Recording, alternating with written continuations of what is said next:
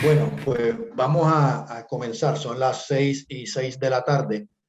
Bienvenidos a todos y a todas los compañeros, hermanos puertorriqueños, hermanas puertorriqueñas que participan y llegaron hoy a esta actividad eh, que le hemos llamado y que la bautizamos con el nombre de El Grito del Lares.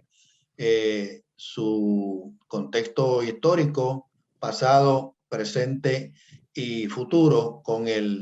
Nos acompaña hoy como ponente el muy querido, respetado profesor Francisco Moscoso, profesor jubilado de la Universidad de Historia, del Departamento de Historia de la Universidad de Puerto Rico, a quien le damos la bienvenida. Le agradecemos al profesor Moscoso, compañero que conocemos de varios años. Estábamos sacando un poco la cuenta de nuestra experiencia trabajando anteriormente en la junta directiva de la revista Pensamiento Crítico allá en la década de los años 90. Entonces, gracias a Francisco, que lo contactamos con relativamente muy poco tiempo y accedió a participar de esta entrevista. La entrevista la estamos facilitando el Frente Independentista Boricua. Para que tengan conocimiento, es una organización con base principalmente en la diáspora.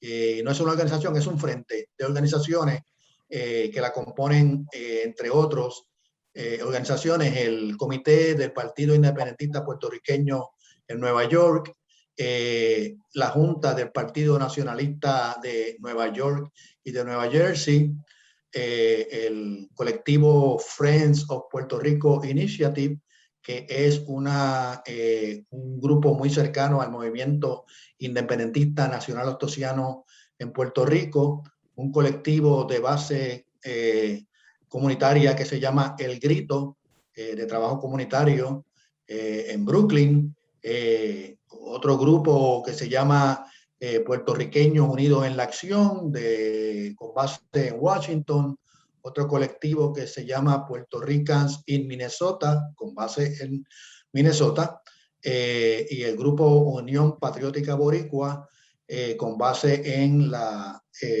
Florida, en Orlando. Y también hay otro colectivo que trabaja en la bahía en la bahía, en el área de la bahía de California, que también es parte de este esfuerzo del Frente Independentista Boricua.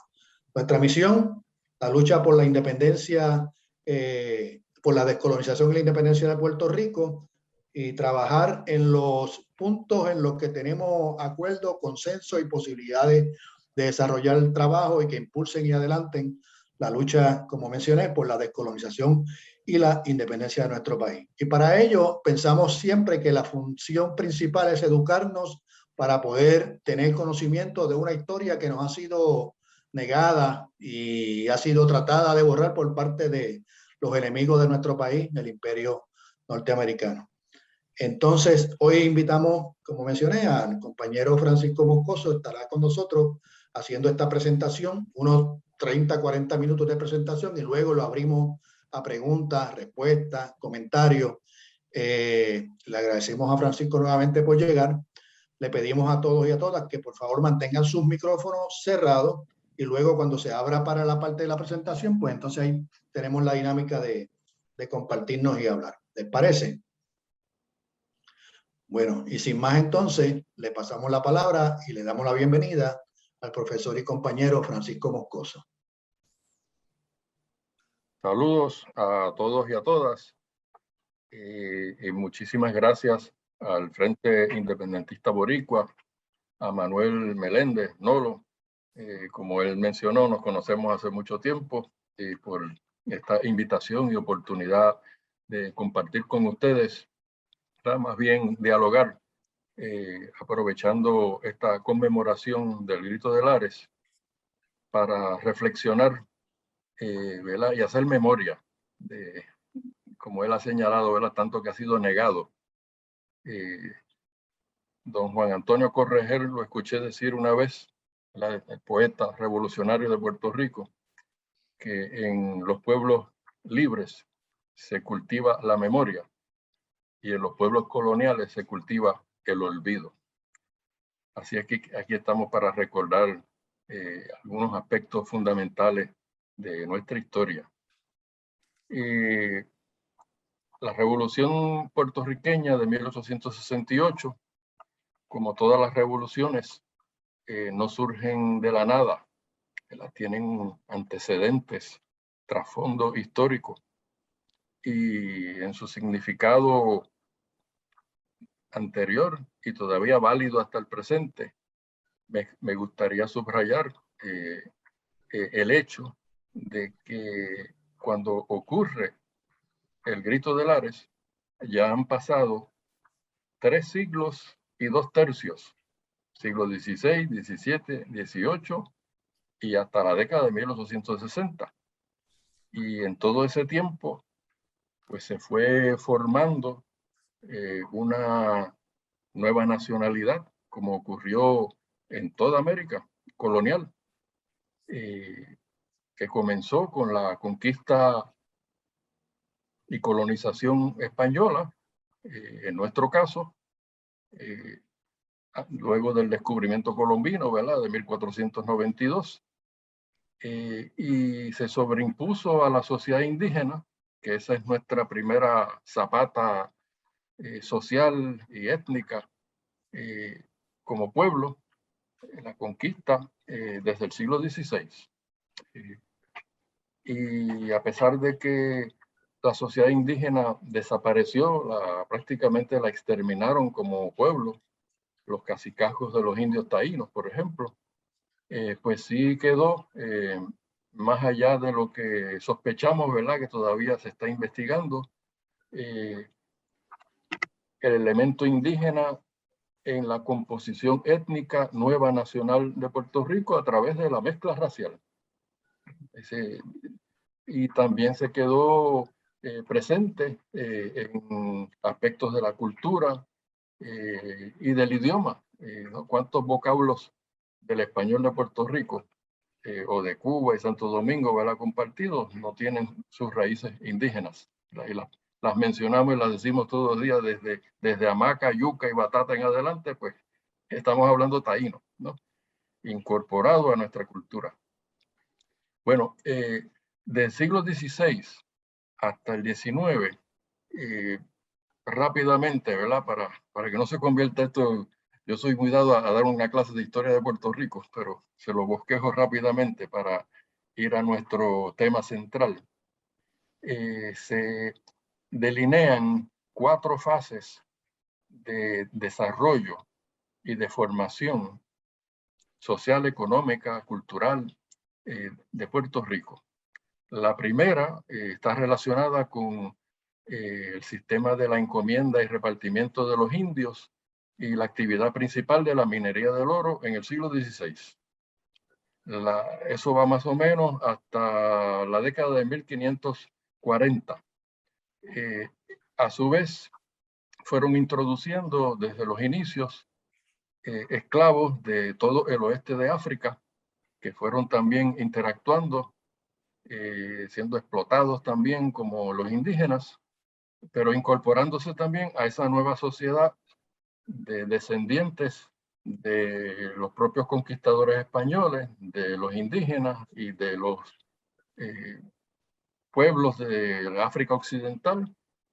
Hay unos inventarios, por ejemplo, de ingenios azucareros del siglo XVI, identificando 14 y 15 procedencias distintas de gentes que van desde Senegal, Gambia, en el oeste africano, bajando por Guinea, llegando hacia Nigeria, Camerún, bajando al Congo, Angola, multiplicidad de gentes, ¿verdad?, que vinieron a Puerto Rico y que a veces se engloban todos como africanos, pero realmente venían de distintas culturas y distintos países, incluso de distintos niveles de sociedades en África.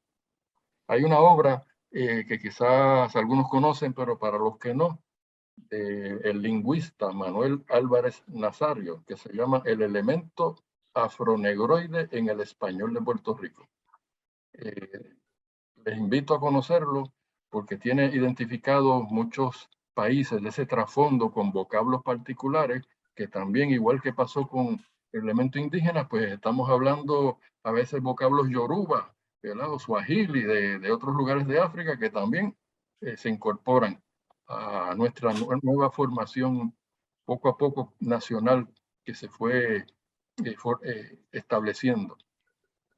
Y también es bueno tener presente que el vocablo, por ejemplo, que usamos mucho y comúnmente de criollo, es un vocablo acuñado en las Antillas españolas en la primera mitad del siglo XVI. No sabemos quién fue el que se lo inventó, pero aparecen los documentos ya con el significado de los nativos o criados desde pequeños en las Antillas en la nueva situación, ¿no? Entonces, en ese sentido, la sociedad de la conquista española pues fue dando paso a la sociedad criolla colonial, ¿verdad?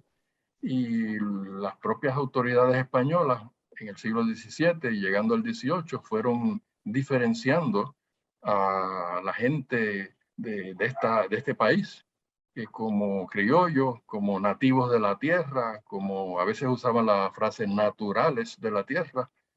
Y a partir de 1705 hasta ahora en las investigaciones hemos encontrado un primer documento donde identifican a los españoles diferentes a los puertorriqueños.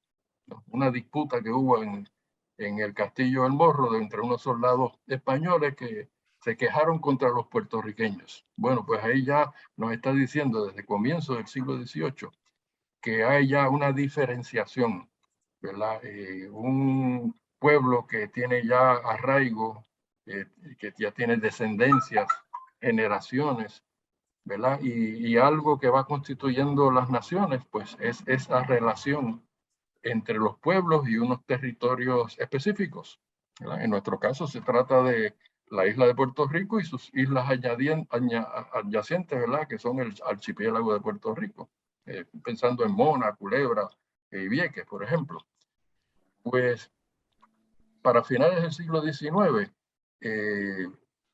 si uno ve la obra de Fray Ñigo Abad y la Sierra, el primer historiador era español, pero el primero que hace una historia de Puerto Rico, él ya define los criollos como todos los nacidos y criados aquí, y dice, a nosotros los españoles nos llaman los hombres de la otra banda, y eso es 1788, ¿no? Esa publicación.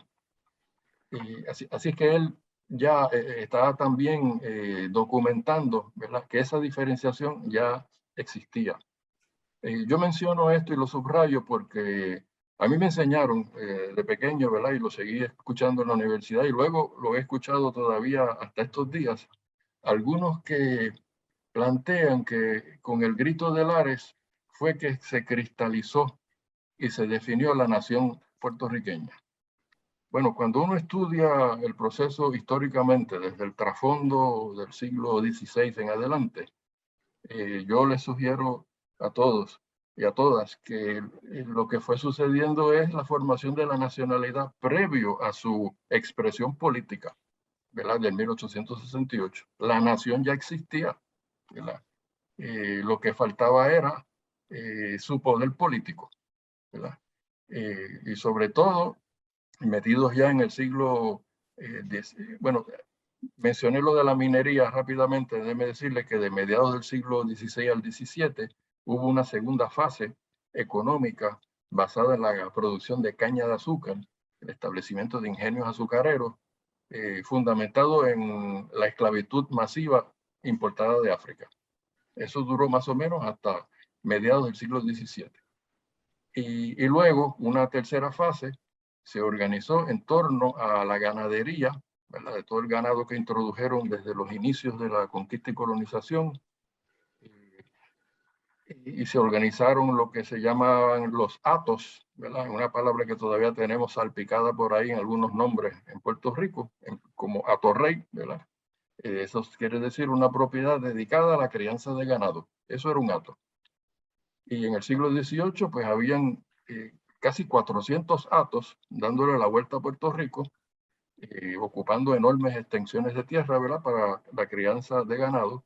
Y además de eso lo complementaron con el corte de madera. Puerto Rico, hasta comienzos del siglo XIX, era una isla en donde 70% de su territorio eran bosques, y lo fueron talando, especialmente en el siglo XVII y XVIII, cuando aparecieron en el Caribe los rivales de España imperial, ¿verdad? Rivales imperialistas, Francia, Holanda, Inglaterra, arrebatándole sus colonias a España y estableciendo las propias de ellos, pero con muchas necesidades de recursos, de alimentos, de madera en las distintas islas, y donde venían a suplirse de ellos era en Puerto Rico.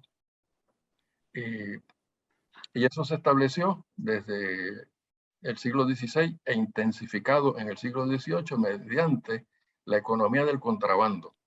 Había un comercio legal y oficial de España que siempre fue insuficiente, carente de manufacturas para las colonias, y entonces lo que los vecinos y paisanos en Puerto Rico hacían era, cuando pasaban los barcos franceses, holandeses o ingleses, comenzaron el intercambio. Entonces eso es importante subrayarlo también, porque eso le fue dando unas relaciones y unas bases económicas autónomas o cuasi independientes en distintos puntos de Puerto Rico, comerciando con los propios rivales de España.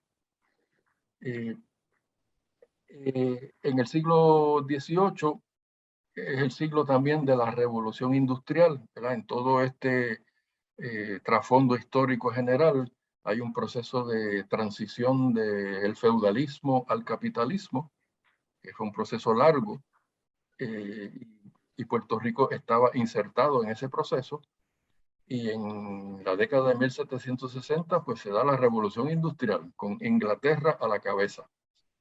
Y en Puerto Rico pues ya los criollos, los que tenían grandes propiedades, los que estaban buscando maneras de desarrollar la colonia, más allá de los impedimentos de España, pues identificaron en 3 o 4 productos de agricultura comercial el camino a interconectar a Puerto Rico con el mercado mundial naciente y ese nuevo mundo industrial que se anunciaba. Estoy hablando otra vez del resurgir del azúcar, el café, que se introdujo en el siglo XVIII en el Caribe, el algodón, importante para las industrias textiles, y el tabaco, que también tiene antecedentes indígenas, ¿verdad? Pero que se convirtió en un producto comercial importante de aquella época. Ahora sabemos, ¿verdad?, todo el daño que hace a nivel de salud, pero para la gente de aquella época, pues, fue el mundo de tabaco y de la producción industrial de los cigarrillos, por ejemplo. Así que Puerto Rico también era una fuente de materia prima en ese sentido. Así las cosas, metidos ya en el siglo XIX de comienzos, países europeos como Inglaterra y Francia se estaban disputando el poder a escala mundial, y sobre todo la Francia dominada por Napoleón Bonaparte, en 1807 tomó la política de expansión dentro de la propia Europa y hacia el exterior. Y en Europa, en 1807, invadieron primero a Portugal, que era aliada de Inglaterra, y subsiguientemente invadieron a sus propios aliados, que fue España, en 1808. Entonces, eso abrió un escenario en toda Hispanoamérica nuevo y diferente de plantearse en todas las colonias 2 caminos posibles: o reforma o revolución.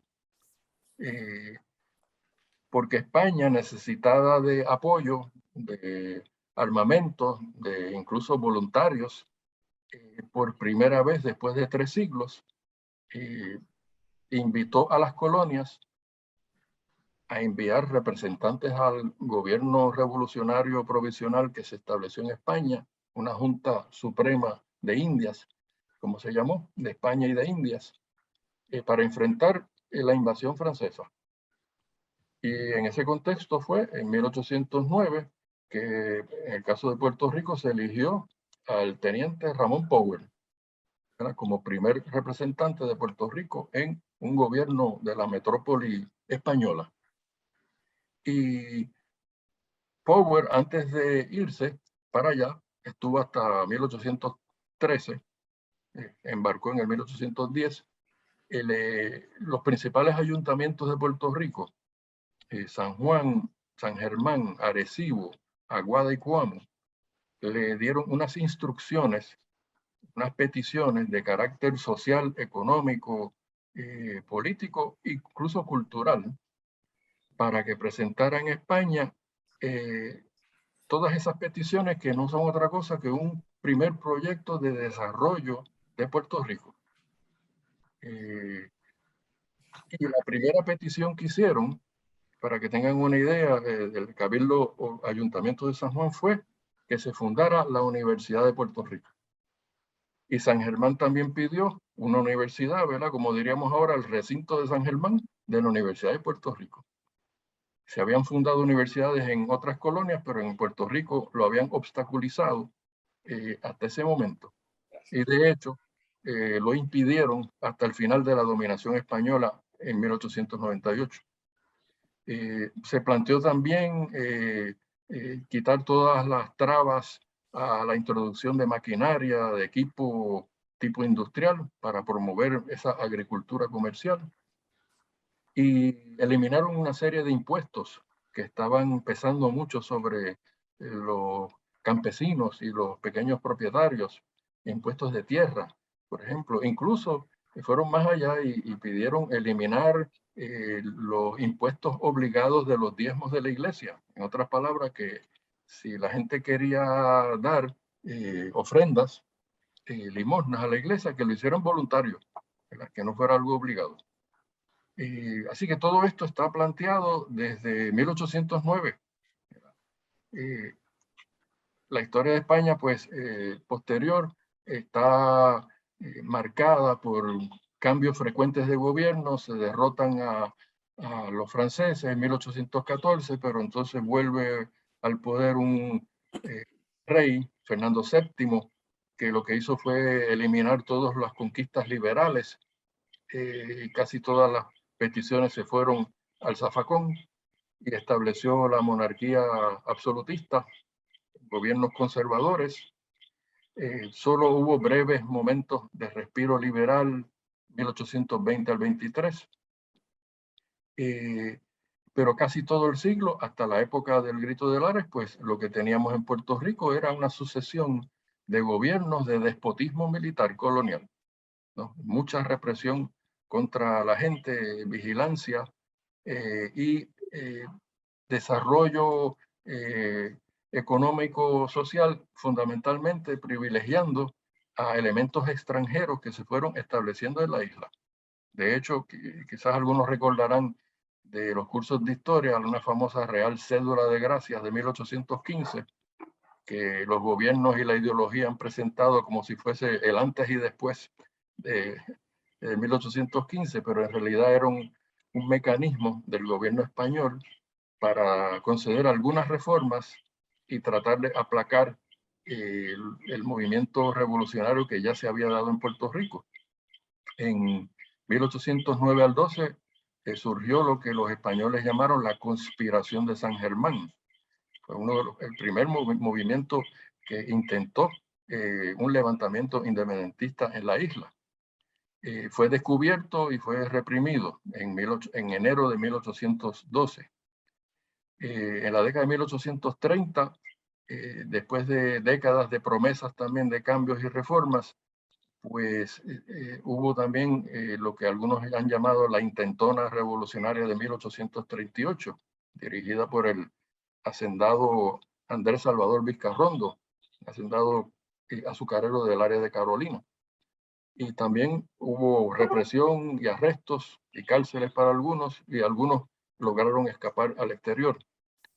Y hasta la década de 1860 fue una sucesión de gobiernos despóticos, y a nivel popular, a nivel de las clases trabajadoras, pues se combinó el incremento de la mano de obra de los esclavos importados, llegando a constituir entre 10 y 15% de la población, pero fue creciendo también desde el siglo XVIII el campesinado trabajador, primero en la forma de campesinos que no tenían tierras propias, desposeídos, que llamaron agregados en el siglo XVIII y parte del XIX. Y esas dos formas de trabajo en el siglo XIX, ¿verdad? Con el desarrollo del capitalismo a nivel mundial y sus repercusiones en las colonias, fue impulsando la transformación de la mano de obra interna en los países en grados diversos, ¿verdad? Y con ritmos de cambio distintos, hacia la formación de la clase que en el siglo XIX llamaron de los jornaleros. Ese es el precedente de la clase obrera puertorriqueña, los jornaleros.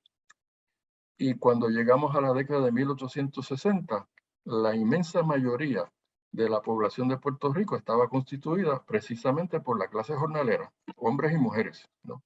En 1849, uno de los gobernadores, Juan de la Pezuela, impuso lo que llamaron el régimen de la libreta de jornaleros, ¿verdad? Para obligar a los trabajadores a quedarse fijos en unas haciendas, hacerles difíciles o prohibirles el movimiento de un lugar a otro, y además ganando salarios miserables, ¿no? De manera que en el pasado como en el presente y como en el futuro, una de las cosas que atendió la revolución de 1868 fue el asunto laboral, la cuestión de los trabajadores. Y en aquel momento del siglo XIX, pues se puso sobre la mesa para que Puerto Rico avanzara en unas direcciones más progresivas del Estado precapitalista en que lo tenían, abolir la esclavitud y abolir el régimen de la libreta de jornaleros. Y precisamente esos van a ser dos de los postulados principales que se van a incorporar a tanto a un sector reformista de liberales como a los revolucionarios en Puerto Rico en la década de 1860. Bueno, hemos mencionado, ¿verdad?, el despotismo militar colonial. Eso significa también que lo que llaman ahora Carta de Derechos, por ejemplo, con libertad de expresión, libertad de organización, libertad de reunión, libertad de culto, todos esos derechos no existían, sencillamente. Por eso hubo que luchar. Y por eso el doctor Ramón Emeterio Betances, que fue principal líder político y revolucionario del Grito de Lares, un año antes hizo circular una proclama que quizás algunos conocen, ¿verdad?, con el nombre de los 10 mandamientos de los hombres libres. Y eso en buena medida sintetiza, ¿verdad?, el proyecto, el programa revolucionario de aquella época, empezando con la abolición de la esclavitud y establecer todos los derechos individuales que eran negados en Puerto Rico. Y levantando otra vez una bandera que se había agitado desde el siglo XVIII, el libre comercio. Puerto Rico estuvo durante 3 siglos obligado a comercial estrictamente con España, ¿verdad? España le impuso un monopolio comercial, primero con la ciudad de Sevilla, y la clase comercial dominante en Sevilla, y luego con la ciudad de Cádiz, hasta el final del siglo XVIII.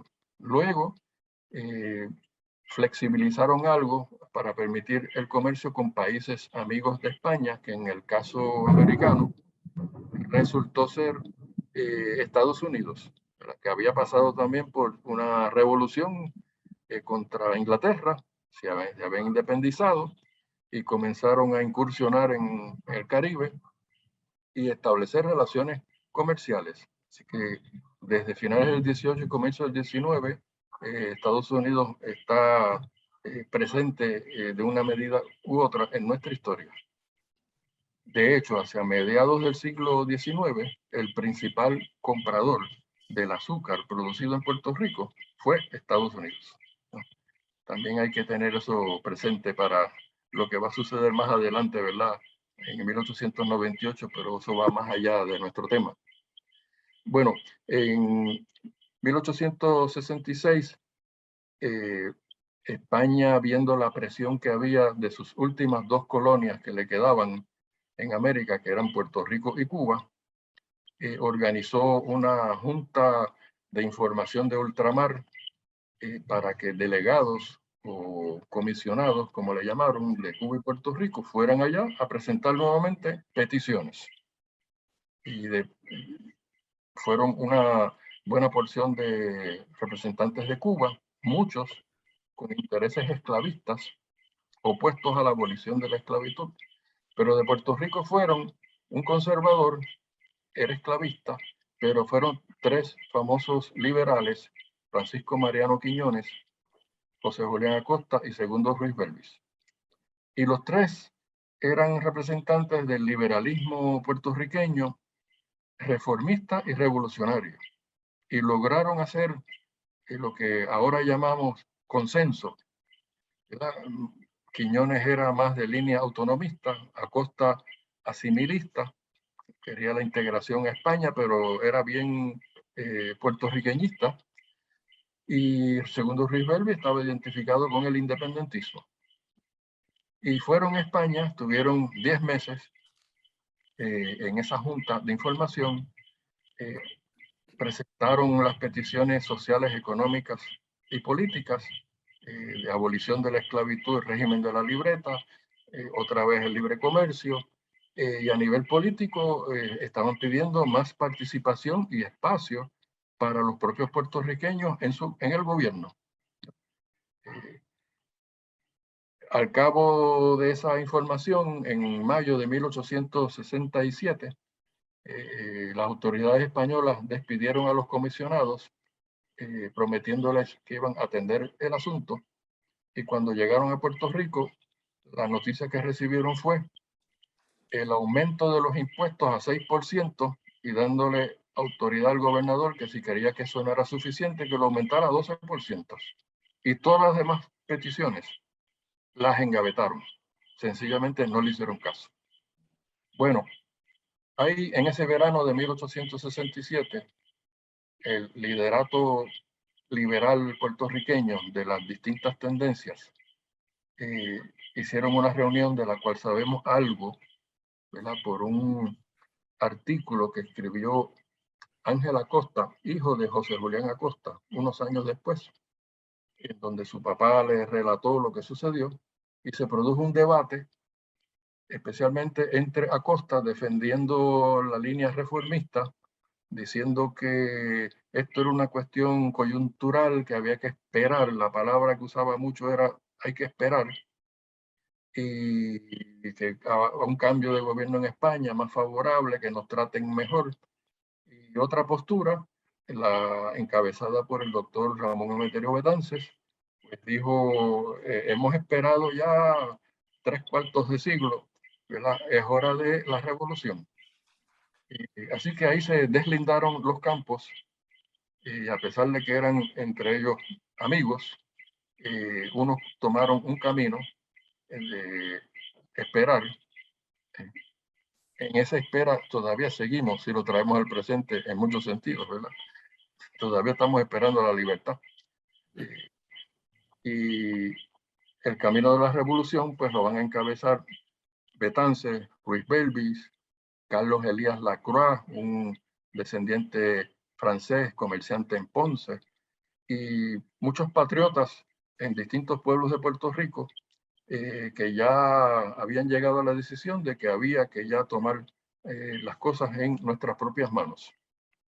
Así que desde 1867, durante casi un año, están organizando juntas revolucionarias en los distintos pueblos, especialmente del centro y el oeste de Puerto Rico, que es lo mejor que tenemos documentado hasta ahora.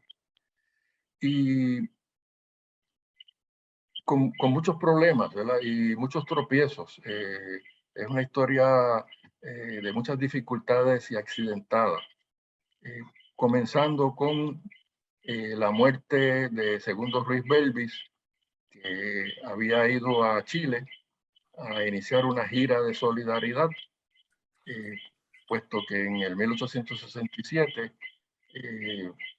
el gobierno de España, aprovechando un motín de soldados artilleros en San Juan, acusó al liderato liberal de ser los que instigaron tal movimiento. No tenían nada que ver con eso, pero los mandaron a arrestar y a que se presentaran en España en el plazo de 2 meses y que las autoridades en España dispusieran de ellos.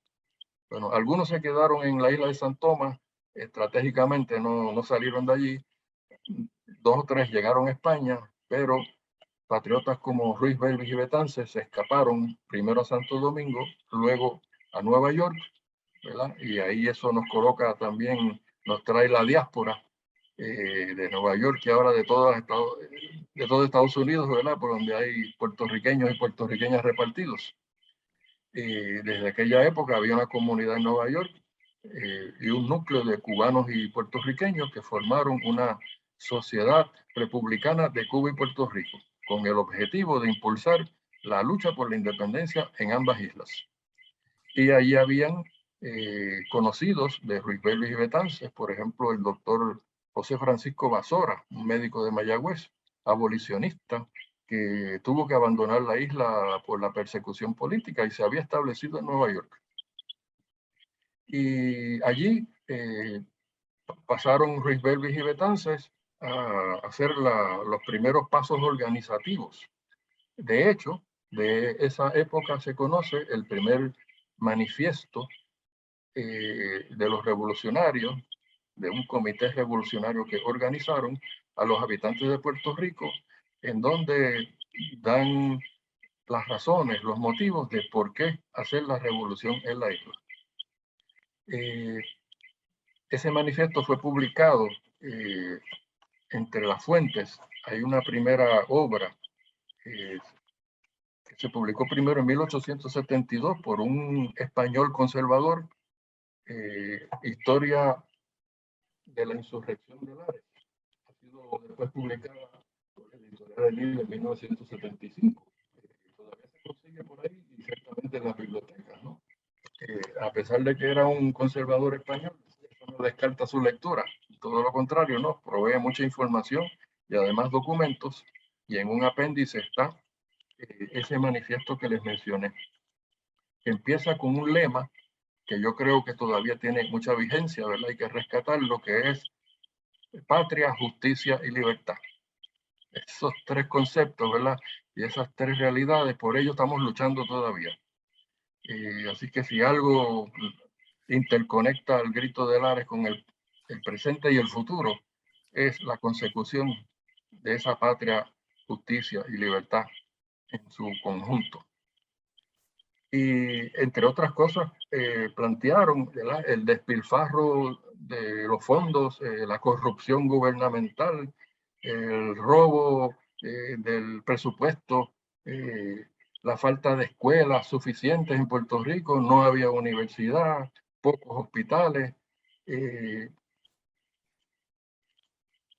Si uno ve ese manifiesto, parece que está hablando en muchos sentidos todavía del presente, ¿no? Y que les invito a procurar esa lectura, que van a ver todas esas razones expuestas ahí. Y además la falta de todas las libertades que habíamos mencionado antes. Ruiz Belvis murió en Chile, tenía un padecimiento, una enfermedad que no se protegió bien. Su amigo y médico Betances se lo estaba advirtiendo y lamentablemente murió. Fue el primer mártir de la revolución. Y luego Betances se trasladó a San Tomás y de San Tomás a Santo Domingo en enero de 1868. Esto también presentaba un cierto problema porque la República Dominicana tenía una lucha desde hacía años entre sectores liberales y conservadores. En enero estaban los liberales en el poder, lo que permitió que afluyeran allí patriotas puertorriqueños y constituyeron el aparato organizativo con un comité revolucionario a la cabeza, ¿verdad? Hoy le llamaríamos quizás como comité central, y interconectado con las juntas revolucionarias en pueblos en Puerto Rico, y sobre todo, algo también a subrayar, organización revolucionaria en los barrios de Puerto Rico, tierra adentro y abajo. La inmensa mayoría de la población de Puerto Rico hasta esa época vivía dispersa en los barrios. Habían como 60 y tantos pueblos, pero la inmensa mayoría de la población no estaba en los pueblos. Y se fue estructurando poco a poco, con muchas dificultades, y también conseguir armas, municiones, distribuir propaganda revolucionaria. Consideren ustedes, ¿verdad?, que para nosotros lo que es normal, y no nos podemos desprender de ello, del teléfono celular, ¿verdad?, y del internet que estamos empleando aquí ahora, pues aquello no era el momento de la revolución electrónica. O sea, hay un problema tremendo de comunicaciones, que llegaran por barco cuando los barcos aparecieran, que de la costa a caballo, a pie o en carreta o en coche. No existía la estructura de caminos y carreteras que existe en Puerto Rico ahora, ¿verdad?, que está crucificada de caminos por todas partes. Llegar de Mayagüez a la altura de Mayagüez hacia San Sebastián podía tomar 6 a 8 horas. ¿Pueden imaginar? Bueno, entonces, para complicar las cosas, en abril, los conservadores en República Dominicana tomaron el poder y un presidente que se llamaba Buenaventura Báez, que yo siempre digo que de Buenaventura lo que tenía era el nombre nada más, mandó a arrestar a Betances, a secuestrar las armas que estuviesen allí, y él se refugió en el consulado americano. Y el cónsul americano lo protegió porque él andaba con un documento que era como una carta de intención de hacerse ciudadano americano. Algunos, cuando han escuchado de eso, dicen, pues mira, Betances era estadista, eso es lo que quería. Y pues no, eso fue una recomendación que le hizo Basora en Nueva York, y le dijo, mira, esto es un instrumento político que te va a proteger cuando llegue el momento. Tú sacas eso y te va a defender. Y efectivamente así funcionó. Y con eso logró un salvoconducto, como le llamaban, a la isla de Curazao. Pero ¿qué pasó? Que ahí se desconectó, ¿verdad? Se desmembró la cúpula, el comité ese central. En Curazao también murió un hermano de Segundo Ruiz Belvis, de que se sabe poco, se llama Mariano Ruiz. Y entonces fue en los siguientes meses, de parte de Betances, tratar de conseguir armas y municiones y un barco, ¿verdad?, un medio de transporte para llevar una expedición libertadora a Puerto Rico, combinado con un levantamiento interno. La estrategia que Betances impulsaba era la de hacer un levantamiento general lo más simultáneo posible en distintos puntos de la isla, porque de esa manera España no podía hacer un frente, ¿verdad?, y movilizar el ejército que tenía en distintos sitios a la vez. En otras palabras, que el tamaño pequeño de Puerto Rico, Betances lo transformaría en algo bien grande con un levantamiento general. Se haría bien grande Puerto Rico desde el punto de vista de una revolución armada en distintos sitios. Pero lamentablemente eso no funcionó. Llegando ya a vísperas del grito, varias organizaciones de Lares, Camuy, San Sebastián y un barrio en las alturas de Mayagüez que se llama Furnias, estaban ya bastante bien organizados y estaban desesperados por empezar la lucha. Por lo que sabemos en la documentación hasta ahora, ellos se reunieron secretamente, ¿verdad? Todo esto fue un aparato organizativo secreto necesariamente, y decidieron que el 29 de septiembre, que era el día de San Miguel y que a los esclavos les daban un día libre, y era un buen día propicio para incorporar a los esclavos a la lucha, pues iba a ser el día del levantamiento. Y escogieron el pueblo de Camuy para iniciarlo. En otras palabras, que originalmente el plan era el grito de Camuy. Pero 2 días antes, la reunión fue el 18 de septiembre, 2 días después, el 20, por un paisano que quiso convencer a un sobrino de incorporarse a la lucha revolucionaria. El joven tenía otras ideas y era todavía muy leal a España, y lo que hizo fue informárselo a las autoridades militares españolas en Camuy, y se movilizó un coronel comandante del Arecibo, coronel Iturriaga, hasta Camuy, donde tenían noticias de que en una hacienda de un señor llamado Manuel María González, ese era el foco conspirativo, y ahí se iba a iniciar la revolución. Así que sorprendieron al alcalde de Camuy, Pablo Rivera, que también era miembro de la organización y tuvo que esconderlo, pero finalmente lo iban a apresar también. Y sorprendieron al hacendado González bien en la madrugada, y allí en su casa lamentablemente descubrieron papeles, documentos con nombres, contactos, destapando el movimiento revolucionario. Inmediatamente a González fue arrestado, pero los patriotas de Camuy dieron noticia a Lares, a San Sebastián y la montaña de Mayagüez de que esto estaba sucediendo y de que había que levantarse rápidamente porque si no se iba a caer todo el movimiento. Así que tomaron la decisión patriótica de adelantar la fecha necesariamente, ¿verdad? Fueron descubiertos entre el 20 y el 21 al 23 de septiembre. Y como ya no se podía hacer en Camuy, pues entonces iba a ser en Lares. En cuestión de 48 horas, levantaron un ejército, un núcleo de ejércitos rebeldes, por la documentación conocida hasta ahora, de entre 900 y 1000 hombres. Se reunieron en la hacienda de Manuel Rojas, un hacendado cafetalero,